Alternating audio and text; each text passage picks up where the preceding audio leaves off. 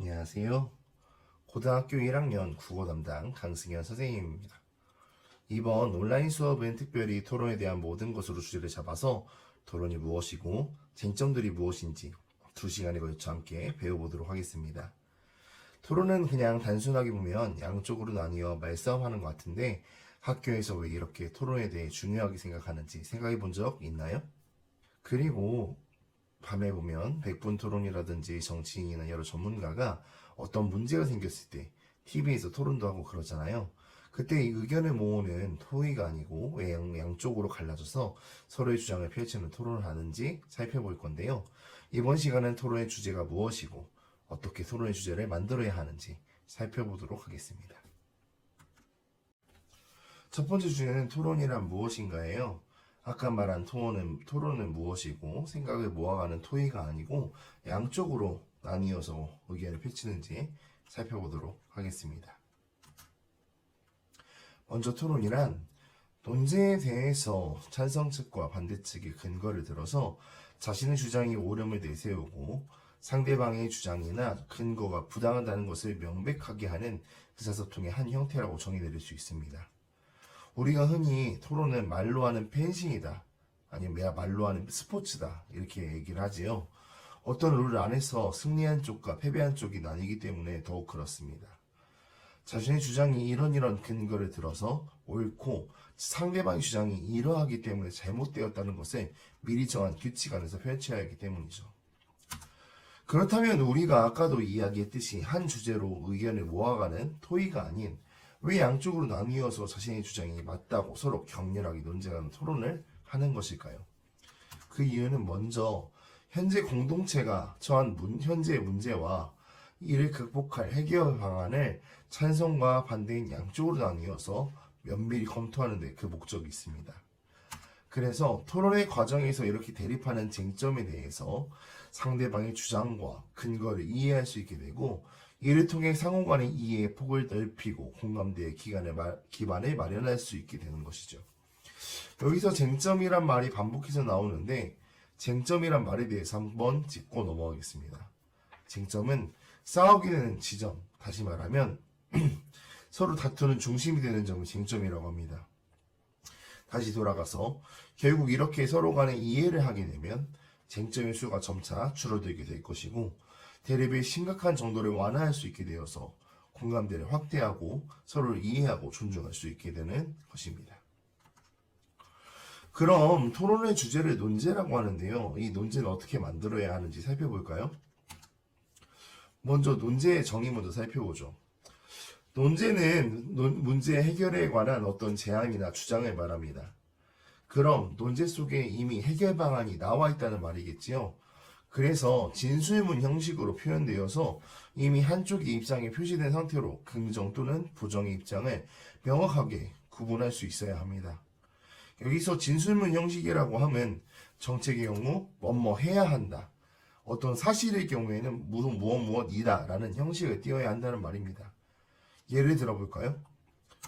설탕세 부과 바람직한가와 설탕세를 부과해야 한다 중에 올바른 형식을 띈 논제는 둘 중에 어떤 것인가요? 그렇습니다. 오른쪽에 설탕세를 부과해야 한다가 올바른 형식의 논제이겠지요.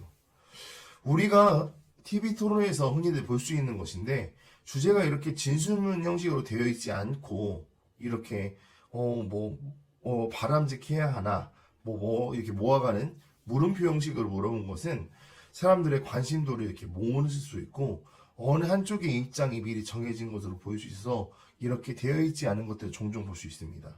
그런데 이것은 엄밀히 말하면 논제의 표현 방식으로 올바르지 않은 것이라고 할 수 있겠습니다. 그럼 이렇게 논제는 진술문으로 되어 있다고 했는데요. 논제는 어떻게 진술되어야 하는지 한번 살펴보게 되겠습니다. 논제는 방금 말했듯이 한쪽의 제안이 이미 담겨 있어야 한다고 말했는데요. 이러한 논제의 방향은 현재 상태를 바꾸는 쪽으로 정의되어야 합니다. 그러니까 예를 들면 여러분들 지금 학교 등교 시간이 아침 8시 30분까지 등교죠. 만약에 이것을 늘리고 싶다, 여기에 대해 토론을 한다, 그러면 학교 등교 시간을 오전 10시로 해야 한다, 이렇게 논제를 정하면 되겠습니다. 다른 예를 들어보면 여러분들 학교에 대한 예산이나 여러 가지 문제들을 가장 직접적으로 영향을 주겠는데 여러분이 투표하지 않은 사람이 있죠. 바로 교육감입니다. 이것으로 논제를 만들면 교육감 선거에 학생들이 투표를 해야 한다고 정해야겠죠.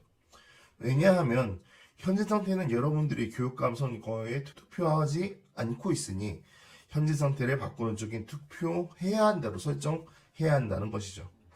그런데 여기서 중요한 개념이 있습니다. 바로 입증의 부담이라는 개념인데요. 이 입증의 부담, 다시 말하면 입증의 책임은 현재 상태를 바꿔야 하는 이유에 대해서 증명해야 할 책임을 말합니다. 그럼 현재 상태를 바꿔야 한다고 주장했으니까 그 주장에 근거를 대고 바꿔야 하는 이유에 대해 증명해야 하는 사람은 누구인가요? 맞습니다. 당연히 이 주장에 찬성하는 찬성 쪽의 책임이 있는 것이고 따라서 입증의 부담, 다시 말하면 입증의 책임이 바로 찬성 측에 있는 것으로 진술문을 구성해야 합니다. 그렇다면 토론은 구체적으로 찬성과 반대 중에 누구한테 유리할까요? 보통 현재 상태를 바꿔야 한다고 주장하는 찬성 쪽이 좀 불리합니다. 그 이유는 반대 측은 찬성 측의 여러 이유 중에 이렇게 바꿔야 한다고 주장을 했는데 이 중에 일부만 이러이러해서 바꾸면 좋지 않다고 주장해버리면 효과적으로 방어한다는 인상을 청중에게 줄 수 있습니다. 그래서 이런 이유 때문에 찬성 측이 첫 번째 발언으로 시작하고 마지막 순서를 찬성 측에게 주어서 이러한 불리함을 커버할 수 있게 하고 있지요. 그러면 논제의 표현을 어떻게 해야 할까요? 먼저 대원칙은 논제에서 어느 한쪽이 유리하게 작용할 수 있는 감정적 표현을 사용하면 안 됩니다. 정서적인 판단이 들어갈 수 있는 단어는 사용하면 안 되고 중립적인 단어를 선택해서 사용해야 합니다.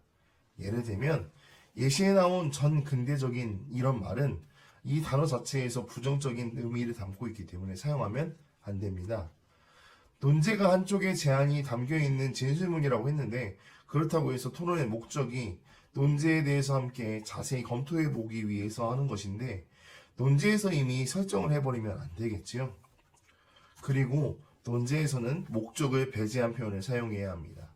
예시를 한번 볼까요? 예시에 나와 있는 논제에서 탈선 예방을 위한다 라는 말에서 청소년의 탈선 예방을 반대하는 사람이 있을까요? 이러한 목적이 나와 있는데 이것을 반대하면 청소년의 탈선 예방을 반대하는 말이 될 수 있어 논제의 목적이 나와서는 안 된다는 말입니다. 마지막으로 논제의 종류에 대해서 살펴보겠습니다. 논제의 종류에는 사실 논제, 가치 논제, 정책 논제 이렇게 세 가지 종류가 있습니다.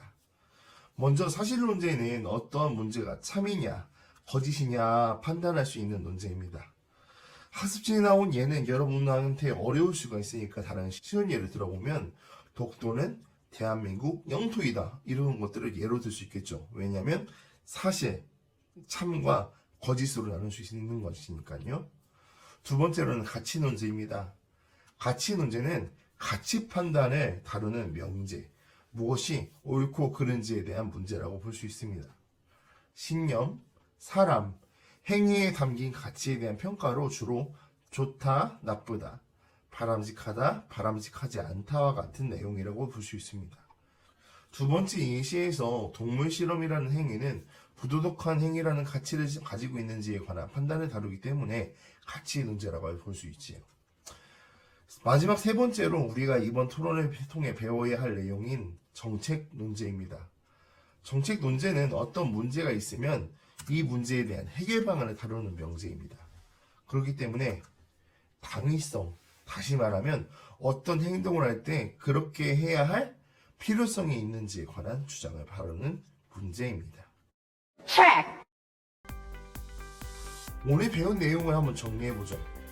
오늘은 토론에 대해서 배웠죠. 토론은 논제에 대해서 찬성과 반대로 나뉘어서 논리적으로 자신의 주장이 옳고 상대방의 주장이 옳지 않다고 의사소통을 하는 형태라고 했습니다. 그리고 토론을 하는 이유는 한 주장으로 나뉘어서 주장을 면밀히 검토하고 토론의 과정을 통해 쟁점을 점차적으로 줄여가서 서로의 공감대를 확대하고 서로를 이해하기 위함이라고 했습니다. 그리고 논제에 대해 배워봤죠. 논제의 정의 살펴봤고요. 오늘 배운 내용 중에 중요한 논제, 진술에 대해서 배워봤습니다. 논제의 진술은 현재 형태를 바꾸는 쪽으로 진술되어야 한다고 배우면서 입증의 책임, 입증의 부담 이런 것들이 찬성 쪽에 있어야 한다. 입증의 책임과 입증의 부담은 똑같은 말입니다. 이런 것들이 찬성 쪽에 있어야 한다고 했습니다. 그리고 논제의 표현은 어느 한쪽이 유리하게 작용할 수 있는 감정적 표현을 사용하면 안 된다고 했고, 마지막으로 논제의 세 종류, 사실논제, 가치논제, 정책논제에 대해 살펴보았습니다. 오늘 배운 내용들 학습지 보면서 잘 정리하시고 선생님이 항상 강조하는 복습의 중요성 잘 알죠? 잊지 말고 복습도 꼼꼼하게 하시기 바랍니다. 오늘 토론 첫 번째 시간은 이것으로 마치도록 하겠습니다. 다음 시간은 오늘 배운 토론의 쟁점에서 정책 토론에서 다뤄야 할 핵심적인 쟁점에 대해서 살펴보도록 하겠습니다. 그럼 다음 시간에 만나요.